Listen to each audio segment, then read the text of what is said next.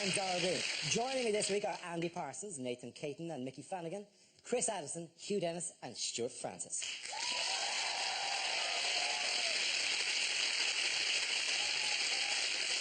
We start as ever with a round called Headliners. Here's a picture of the Prime Minister speaking recently. What does CATL stand for? Has he just gone really straight? Is he saying, cuts and ting like? I believe that's how people speak. Yes. Is it CNA totally looted? Is it in fact a lot of the stores that were looted that Cameron has never set foot in his life? Costcutter, Argos, Tesco's, Lidl.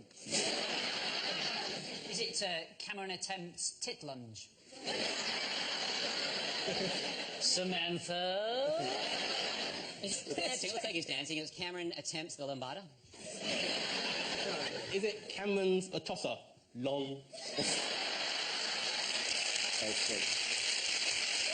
Or is it much more simple? He's in a market, is he going, carrots and toms, lovely? Is it actually more simple? Is it more simple? Go on. Is it in fact, couldn't arrange a turd in a lavatory?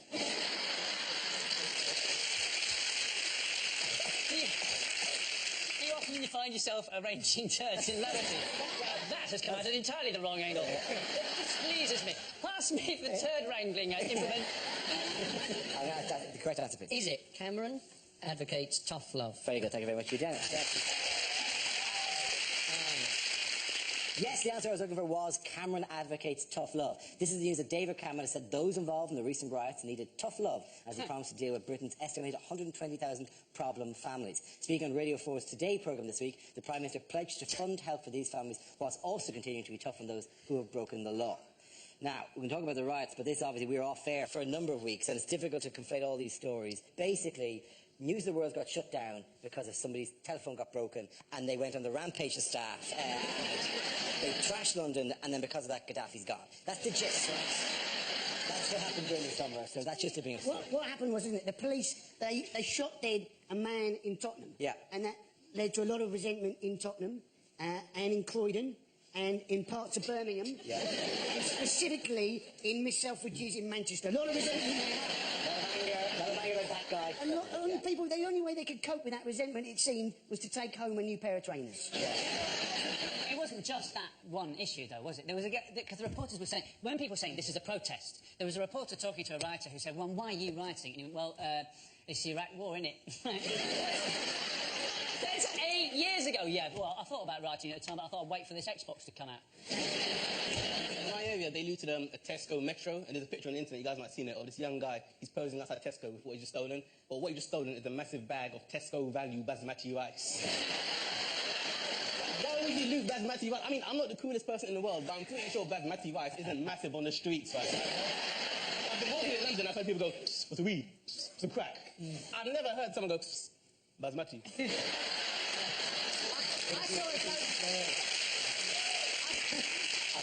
Yeah, not just as basmati, but if you cut it with pilau.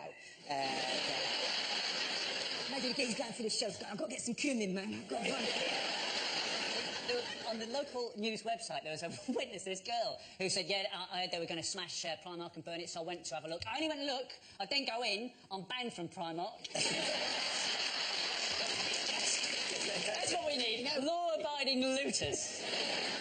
In Chiswick, there's one shop in Chiswick, boarded themselves up. Just one. I was already, but it was a Snappy Snaps. And it boarded themselves up like, because well, we're obviously, people are going to go, jigsaws with children's faces on them. Mouse mats. But the weird thing was they boarded up and they put a big sign up saying still open for business. And you're going to go, but your Snappy Snaps. Why don't you take a photograph of the shop, print it really massively, stick it on the board, and then you look like you're open for business. George Michael would still hit it. Yeah, that's true. My favourite comment on the whole riot came from Hazel Blears on Sky TV. And she said she didn't know why the kids weren't in school, forgetting it was usually happening in an evening in August. Sadly missed in government, that woman, isn't she? Do you not think that the punishment should fit the crime, though? If you rob an electrical store, like Curry, so you should be fined, but pay nothing this year, and then pay 24 monthly instalments. If you're looting stuff from Curry's, you're going to get done 90 quid for the 3-year extended warranty. I was a victim of the looting because It was, you know, Peckham is near where I live. Not that near. I've done okay. And but it is close enough that we could see the flames. And due to this, the next night I went down my off licence to get some cans of beer. Shut. 4:30. I thought this could not be tolerated. It's affecting ordinary working people now. I just caved his windows in and took a few cans of beer.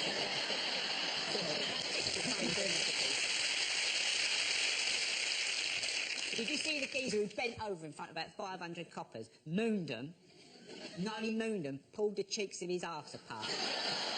Proper old school, cop for that. Is that See all these coppers thinking... I should have worked harder at school. These coppers not looking at their trunks and going, if only I could. If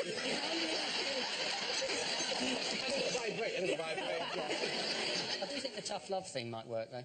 Don't you? Not the tough bit, but the love. I mean, if I was, you know, a teenager who'd been looting, I would stop doing whatever I was doing if there was any prospect of David Cameron coming round and loving me. David Cameron said he wanted the police to be able to have water cannon and plastic bullets at their disposal. And you think they're very different things there, aren't they? You know, I've always quite liked the idea of water cannon. It always sounds, I'm sure it is painful, but it always looks like it might be a bit of a laugh. A bit like Thorpe Park Extreme, without having to pay the 30 quid. You know? The bloke bending down, parting his arse cheeks, he could get some colonic irrigation on.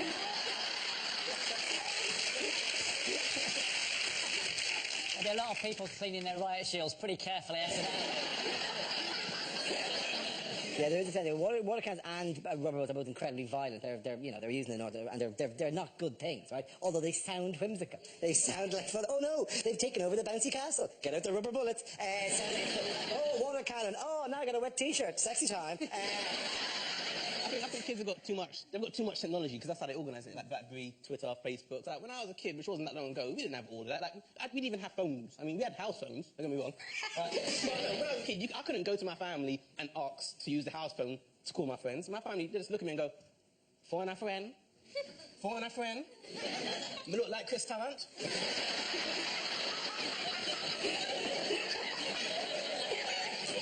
You carry all right. We're having a riot. We're going to take down the system. Go away! Stop listening to my conversation! I hate you! What about a bit like, come on, how long does it take to organise a bleeding riot? You know how much it costs that phone? Come on, get the phone. OK, why has the sentencing of the rioters been criticised? Because it's been incredibly harsh, hasn't it? Yes, people have been sent away for just saying that there was going to be a riot. Now, that is ridiculous. If that is the case, that's at least 4 years each for each of the Kaiser chiefs. Technically, as their lawyer, I would like to point out that they only predicted a riot. They did. One young man was sentenced to 16 months in prison for looting boots, and that's the bad news. The good news, what he stole was lubricant. So... I always like a happy ending, don't you? Well, that happy ending is the best you can hope for. It's a sex industry term. Think explained as though part of it. Yeah. How bad is the sex industry now that you are its representative? You think the Kaiser chiefs can't afford a better lawyer than you, right? Fair point. OK, at the end of that round, the points go to Chris. Here is Stuart. Now we play a round called Rise of the Planet of the Japes. This game involves Andy, Stuart and Nathan, so if you could make your way to the performance area, please. This round is a stand-up challenge. I launch a wheel of news, and whoever chooses to stop, one of our performers must step forward and talk about that subject. The winner, who is whoever I think is the funniest. OK, here we go. The first subject is the economy. Who wants to go into that? Any press? Now, the economy not going very well, is it? So apparently a lot of people are having to shop in cheaper supermarkets. And you can understand why Waitrose might want to consider their price structure. I was in there recently, £8 for a chicken. And what's their slogan? Never knowingly undersold. Where do they do their price comparisons? A lot of supermarkets, you can get 2 chickens for £2. That is 8 chickens for £8. And it might not be the same quality, but let's face it, you could chuck 6 chickens away, you'd still be a chicken up. I've done the maths That's for you there, ladies and gentlemen. Waitrose have introduced a new own-brand range, Essential. I bet you would like to know what Waitrose regard as essential. Cherry cheesecake, roast vegetable couscous, apple yum-yum. Essential. Oh, I was in the wilderness for 40 days and 40 nights. I only had the bare essentials. Mixed leaf salad, Italian mozzarella, and a vanilla candle. Praise the Lord.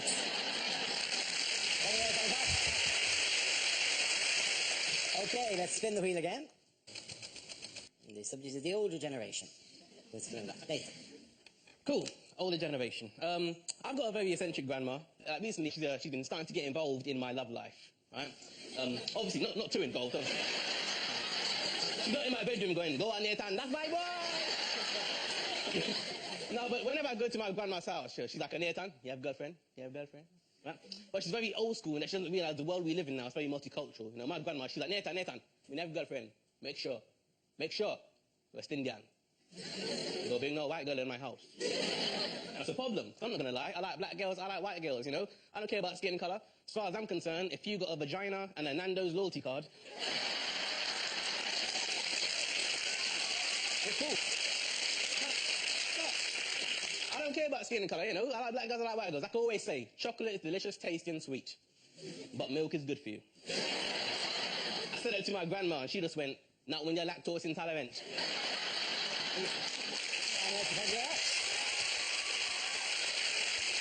That leaves us with Stuart. Let's see what topic you've been left with. Let's spin the wheel. And the topic is family. I heard that my sister's into bestiality. I'll be a monkey's uncle.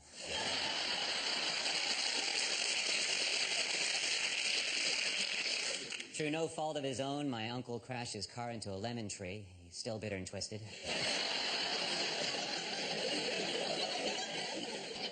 My other uncle, who's missing an arm, hates the way I mock him.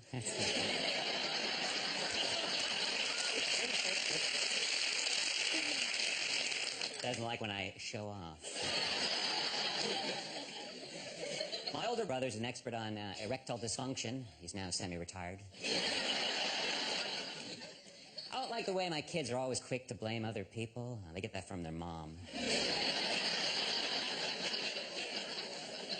I get my tendency to gouge from my mom. I got my father's eyes.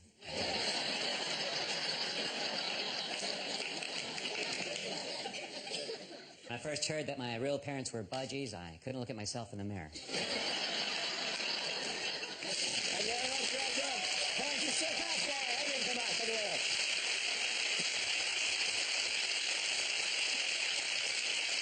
Our next round is called If This Is the Answer, What Is the Question? On the board are 6 categories. Nathan, which category would you like? I'll go for sport, please. Okay, your category is sport. The answer is 7. What is the question? How many coffee breaks can Usain Bolt have during the 200 metres and still win comfortably? Is it the age I was when I lost my virginity? That goes out to you, Father Sharkey. Is it if he's in a hurry, what does James Bond say his number is? Is it? What should never come after the word Harper to form a girl's name? Shocking name, isn't it? Harper 7. It sounds like a Yorkshire bloke trying to say 7:30. Harper 7. Is it? What is the maximum number of legs a spider can have and still qualify for the Paralympics? Is it how many million people are hoping Beyonce's baby looks more like her and less like Jay-Z? Is it the number of times Ashley Cole's going to have to cheat on Cheryl before she finally told him to fuck off? Okay, is there any other correct answer? Yeah. Is it, in fact, the number of medals Britain won at the International Athletics competition in the last week? Congratulations, very good. The answer is 7. The question I was looking for is how many medals did Great Britain and Northern Ireland win at the World Athletics Championships in Daegu, South Korea? Team GB, bracket, plus NI, close bracket, last bit's never written, won 7 medals, meeting the target that had been set by their head coach and finishing in 6th place in the medal table. Did you enjoy the games? I thought it was great. I mean, it was. We got our medal tally, but the worry is whether we're going to get it in the Olympics. But everybody will run faster in the Olympics. You do when you've got a gang of teenagers chasing you. Is it how many penises are under this desk right now?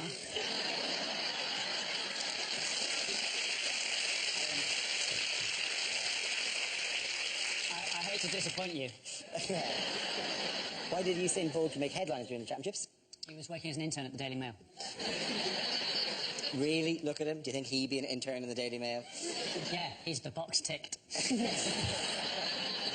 He false started in the 100 metres and was disqualified from a race he was expected to win. He would won at a counter. Why is this change? Is this a rule change? Why is this? Because you only get one now. You only get one false start and then you're out. And the reason is they want to keep it to TV schedules so as they can go to the advert break. So now the choice is you either see Usain Bolt win a world record or you go and see the fat bloke doing the compare ads. Yeah.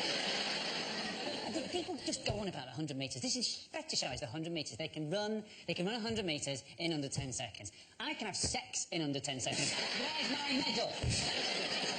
I just always get touched and disappointed. And what offends your wife after that isn't the quickness of the sex, it's the fact that you insist on getting a medal every time. Yeah! I'm on the podium. I want a medal. It's just because I make her stand up for the national anthem. So like it's that. not because there's many false starts. You only allow one false start. That's age, isn't it?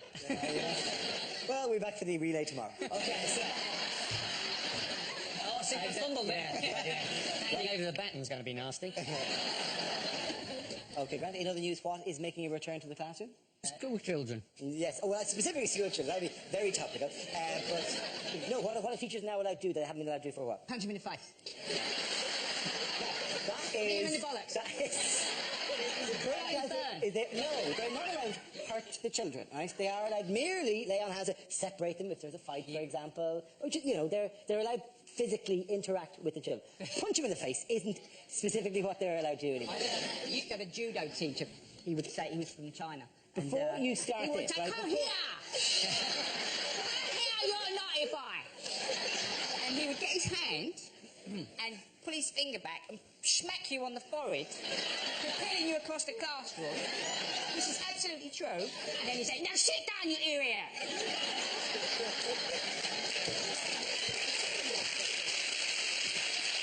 Your teacher was Benny Hill.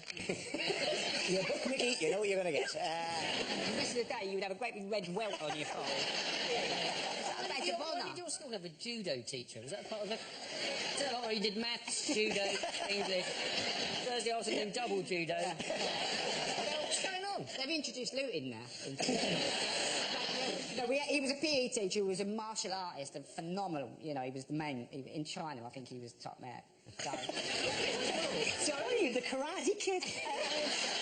And then he's working as a mild-mannered janitor in your school. In China, he was a threat to the state. I don't know why. Technically, when you were growing up, the top man in China was Mao Zedong. I think. I am overdoing it a bit with the accent, to be honest. What are you He using was now? Chinese, and, you know, or I've embellished it for comic purposes. So I think a bit more of that in schools. I think I should bring back waterboarding. Bring back waterboarding. It was a tough school I went to. Michael Gove said that Gove said there was a problem with kids today because he said most of them can't communicate, they can't use a knife and fork, they can't even go to the toilet. Right, which makes you think he's possibly talking about the House of Lords. Oh, yeah. Professional football is still open to these children. But he's saying kids today can't use a knife and fork. They can definitely use a knife. Yes. He was saying also that young kids, they don't know how to sit and listen properly.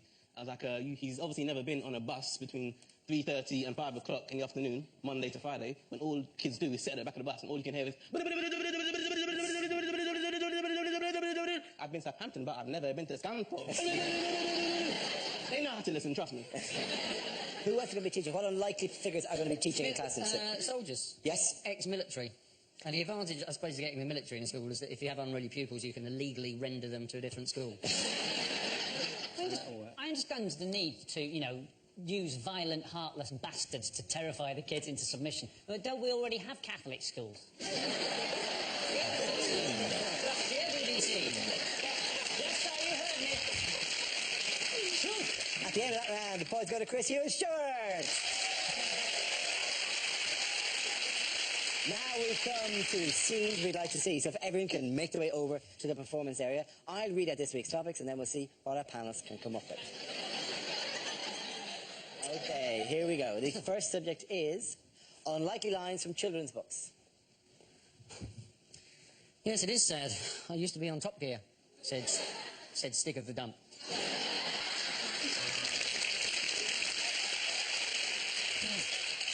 Jack, do you have any more of those beans?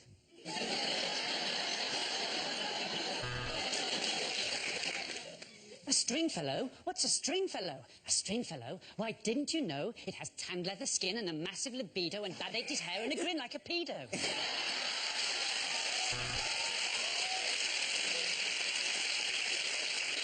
This little piggy went to market, and this little piggy stayed at home, and this little piggy went and died horribly of swine flu.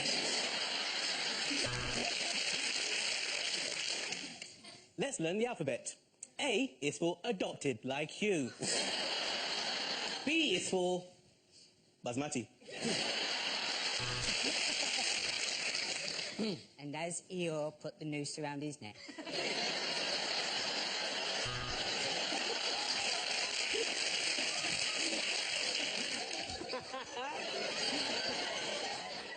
No, I don't think you should shave, Bilbo, said Frodo. Those feet need waxing. Yes, yes, Grandma. What a big TV screen you got, said Little Red Riding Hoodie. Who's been sleeping in my bed? Said Daddy Bear. Well, said Mummy Bear, it's been your brother Ryan, and he's a much better shag than you are.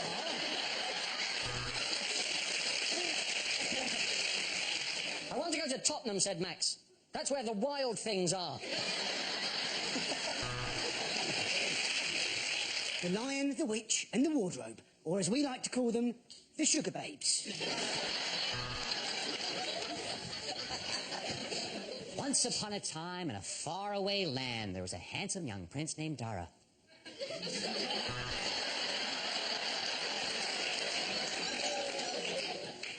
Where's Gaddafi? The railway children gesticulated wildly at the driver. You've left us behind, you wanker! Oh dear, said Postman Pat. I've just had sex with my cat Jess. I should have gone to Specsavers. So Emily learned. If she'd just been a nicer little girl, Mummy and Daddy would never have got divorced.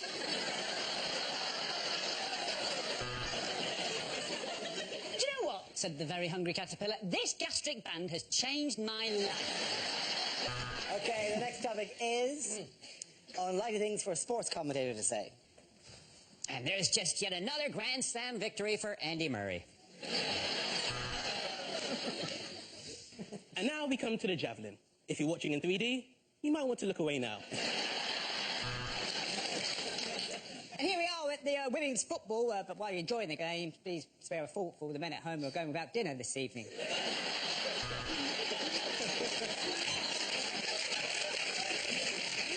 Well, he's stroked that through the covers. Surely it would have been easier just to pull back the duvet. And here at the British Grand Prix, we've already had a couple of fatalities. Yes, 2 of the crowd have died of boredom. Lewis Hamilton is 3 seconds ahead, but there's trouble at turn 17 as Dastardly and Muttley have dug a pit. I'm here at the Green Court Bowls, and I started cutting myself.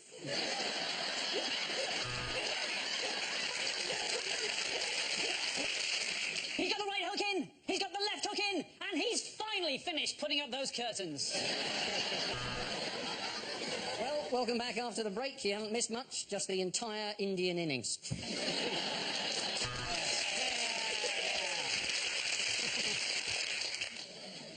Now let's go back to Henley, where Claire Balding is standing with 2 cocks. There's Rio Ferdinand. What a tackle! But enough from me. I really should let these lads continue getting changed. Alex Ferguson has substituted Wayne Rooney. Of course, not the first time Rooney has been pulled off by a 69-year-old. Well, what a result The UK Somalian has beat America's Kenyan to show that the Africans aren't going to have it all their own way. Thanks for all those fantastic statistics there, Motty. Now go and get a fucking life. Okay, give that round of applause to Mickey, Nathan and Andy. And that is the end of the show. This week's winners are Andy Parsons, Nathan David and Mickey Flanagan. Commiserations to Chris Addison, Hugh Dennis and Stuart Francis. I'm Darlene, thank you for watching. Good night. Well, tomorrow at 10, BBC Two welcomes back Stephen Fry with Alan Davis, Sandy Toksvig, Lee Mack and Jimmy Carr playing I Spy on QI. And more laughs with Lee Nelson on BBC Three right now. And join Mickey Flanagan again on Epic Win, Saturday night, BBC One at 5:25.